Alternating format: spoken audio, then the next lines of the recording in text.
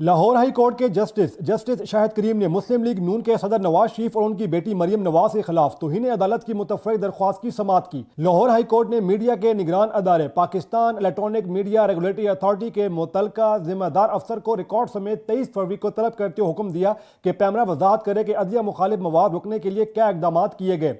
दरख्वास्त गुजार आमना मलिक ने मौक़िफ़ इख्तियार किया कि नवाज शरीफ और मरियम नवाज अपने बयानात और जलसों में की जाने वाली अदलिया मुखालिफ तकारीर के दौरान मुसलसल तौहीन अदालत के मुर्तकिब हो रहे हैं। दोनों सियासतदान पनामा फैसले की आड़ में इदारों की तस्दीक कर रहे हैं। अदलिया मुखालिफ तकारीर पर पैमरा अपनी कानूनी जिम्मेदारी पूरी करने में नाकाम रहा। अदालत नवाज शरीफ और मरियम नवाज के खिलाफ तौहीन अदालत की कार्रवाई करते हुए पैमरा को अदलिया मुखालिफ तकारीर नशर करने से रोके।